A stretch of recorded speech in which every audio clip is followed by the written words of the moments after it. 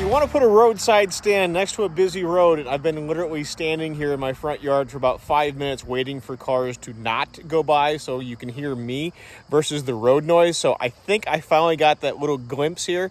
So let me flip the camera around and I'll show you our brand new roadside stand and how I built it and why I built it that way. Stay tuned. So I had one friend say, why did you make it out of pressure trees instead of just using pallets like everybody else does? Well, that's because I've already done the pallet realm and it fell apart and looked hideous. So I figured if I was going to do another one, I wanted to do it where it was pretty and yet functional. So what we ended up doing, there are actually 7 bins up here on top.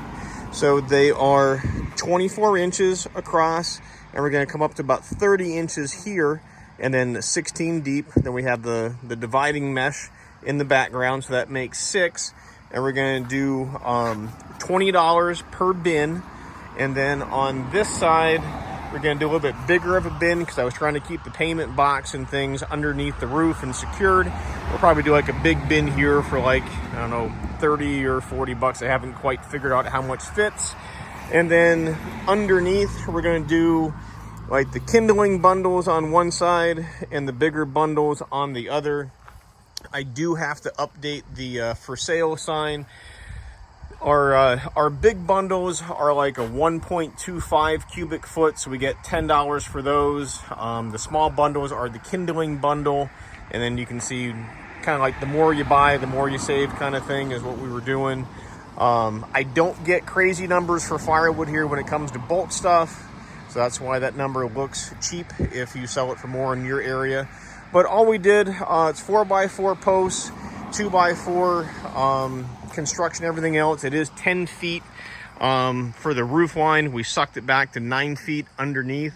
It was just trying to get, enough of an overhang over top of everything, so it would kind of keep it dry and keep the seasoned stuff seasoned, which our previous stand was not doing that very well at all. And then I went to Tractor Supply and got their cattle panel. It was 52 inches wide by like 16 long. So I'm 4 feet from this end to that end. So it worked out well. We were able to section everything up and reuse a couple of the little pieces on it. Had a couple of 2x4s laying around the house here that I had to throw in for doing some of the box and the bins. I'm guessing there's about 600 bucks here. I bought some other drain pipe and things when we were at Lowe's, and the ceiling fan and that kind of thing. So guessing it's right about 600 bucks here, and that was with the wavy stuff for up on top. I didn't want to do it with tin because I wanted it to stay lit. There's oftentimes people are coming by and grabbing stuff, after dusk, and this is Northeast PA where it does get pitch dark at like 4 p.m. sometimes. I have to put a little kind of solar light or something in here just to kind of help with that, but it does let the light come through pretty well.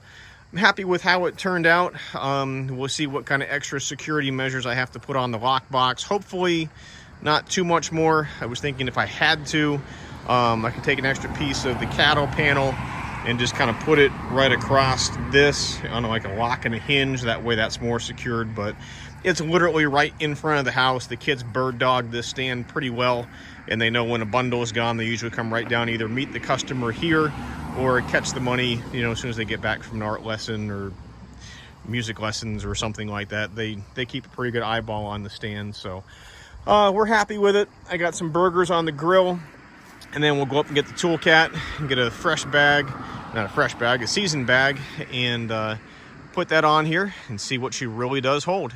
Stay tuned.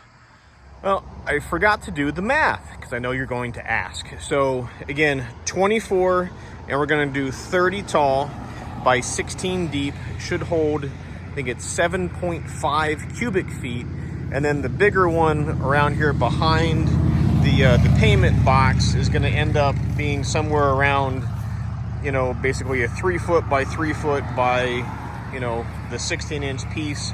So by the time I end up doing all of the math, it works out to about 60 cubic feet, which surprisingly is a 1/3 of a cord. So we should be able to fit a full bag on the rack, and that's what we're going to do next. All right, so like I said, with the 6 bins plus that bigger one behind the payment can, should be 1/3 of a cord. Now we typically sell the bags around like 85 bucks a bag. So if I doubled my money, it'd be like 170-ish kind of area. So if I do $20 per bin, there's 6 of those, and then do like 30 for the side bin, it's 150 bucks. So it's not quite doubling my bag volume, but it is a significant increase. And yes, I'm holding a spatula. I just realized I was waving that around because I do have burgers on the grill. So just while I'm waiting for things to preheat, figured I'd do some more math on that one. And just, it's always nice to know that you're making more money every time you do something that's a project like this, I guess. So, all right, stay tuned. After dinner, we will load the stand. So we're going to jump in the Bobcat Toolcat, and what you see on the forks, that's the old firewood stand. We did use pallets and a tarp and some other things to try to keep it weatherproof, but ultimately it collapsed and failed. So it's going to go in the burn pile, and then the screws and nails are going to get pushed over the hill. But yes, that is the old firewood stand on the pallet forks. So we're going to say goodbye to the old firewood stand. Go around the corner here, and we're going to get some firewood off of the seasoned row. And this is what I have left for 2024. The far row over here is all going down to the house for my own consumption this winter. And then this is our for sale pile here. Try to do this one-handed. I think I'd be better at it by now, but I'm not.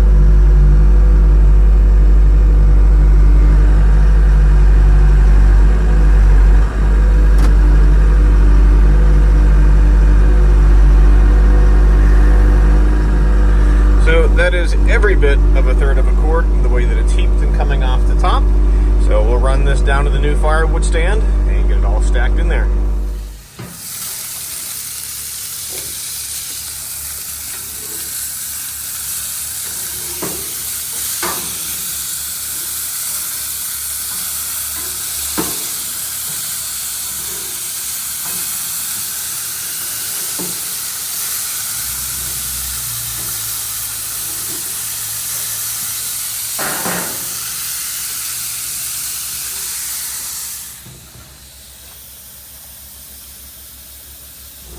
So true multitasking of a YouTuber, you know, flipping burgers on the grill, taking firewood down to the stand.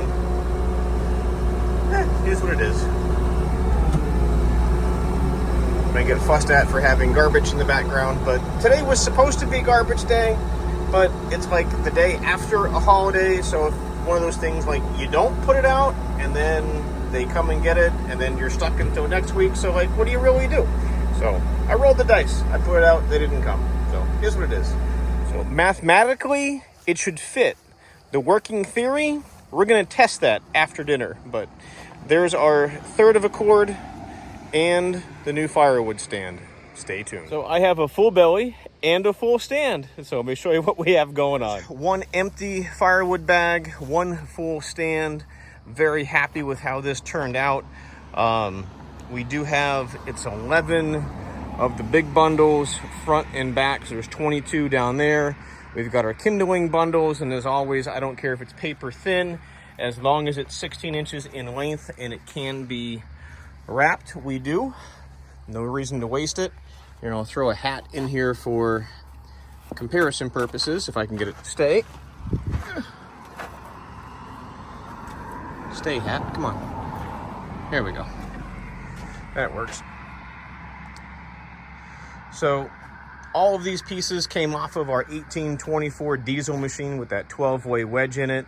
I do some resplitting while I'm right there doing the processing, but I did not do any resplits to make the stand look like this. It is what it is. It came right out of a bag that we would normally just flip into our mason dump and send that off to the customer. So very happy with the pieces. The log lift firewood bags do their job for seasoning. These were actually done back in well, probably the late part of the spring. Very nice checked ends, you know, nice gray coloring to it from being out in the sun. The big bin here took a lot more than I thought it was going to, so we're going to charge like 30 bucks for that one. So we get like $5 for these. We'll do like $20 a bin for the upper ones. Again, 11 bigger bundles down here. So very, very pleased with how it turned out. Still keeping an open middle through the whole process. Trying to keep some air movement in there. Keep the seasoning going. But if we can earn your business with the sales quote, no, I'm not selling the stands. That was enough work. I'm definitely not a carpenter. But if you want the equipment that makes this firewood very quick and very easy, then give us a phone call. It's 833-SPLITTER. It's 833-775-4887. You can also email me at sales@shaverequipment.com. And to quote an old timer that I met in Boonville, New York, it's either hydraulic pressure or blood pressure. Something will get the job done. Personally, I choose hydraulic pressure. So we are always working hard to be lazy. So do not forget to hit that like and subscribe button here on the channel to stay up to date on everything we have going on. And we'll catch you next time. Thanks for watching.